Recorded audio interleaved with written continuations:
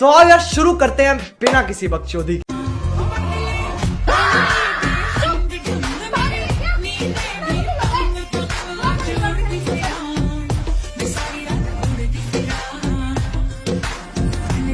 खत्म। Bye bye, tata, goodbye, गया।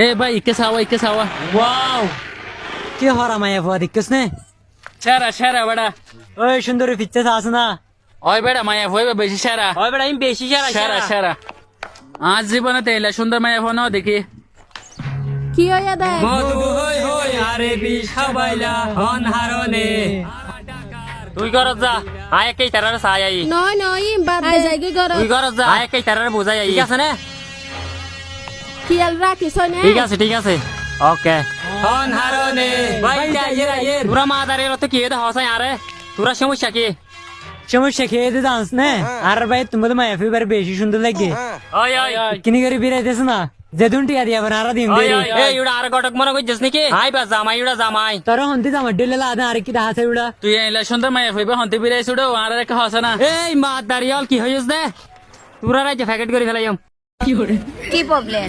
ওর নাম কি? No problem. নাম কি? What is your name? Sarala Rani. My name is Sarala. This is my Sarala Rani Sutradhar. বাড়ি কোন জায়গা? বাপের নাম স্বর্গীয় Jogesh Sutradhar. My name is Jogesh Sutradhar. মায়ের নাম মায়া রানী। দিস ইজ মাই মায়া রানী সূত্রধর। লেখাপড়া কত কান? লেখাপড়া আগের পাঁচটা লাবাস 5 পর্যন্ত। আগের अच्छा ठीक है। কি কব 12 মাসের নাম। কদি জানো আর ফেফড়া তারপরে আরফিন তারপরে মেঘ তারপরে জোনাকি তারপরে জুলা তারপরে আগর তারপরে সিটিবিন তারপরে রক্তবর তারপরে নবাব তারপরে ডিশ জানোয়ার শেষ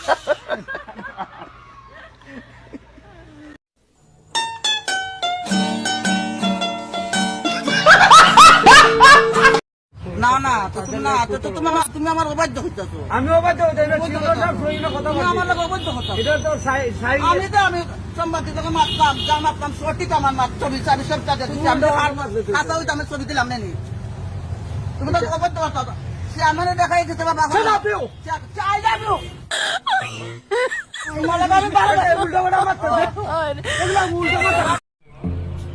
বাবু কতদিন পর দেখা একবার হাত করি হ্যাঁ করো এই তোমার হৃদয়ের মধ্যে এরকম মরমর করে উঠলো কেন?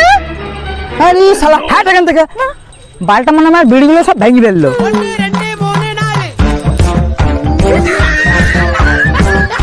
তো আপনি আপনার পড়াশোনা কিভাবে চালাতেন? এই সুখের সময় আপনি দুঃখের কথা শুনতে চান? হ্যাঁ বলুন, তাতে যদি পরবর্তী প্রজন্ম কিছুটা উৎসাহ পায়। আমি তো একটা গরিব ঘরের ছেলে, বাড়িতে ফ্রিজ আছে, এসি আছে, টিভি আছে, কিন্তু দুঃখের কথা বাড়িতে কারেন্ট নেই। মা, তাহলে আপনি পড়াশোনা কিভাবে করতেন? আর বলবেন না, রাত্রে পাশের বাড়ির ক্লাবের ছেলেগুলো বিড়ি খেত, সেই বিড়ির আলোতে পড়াশোনা করতাম।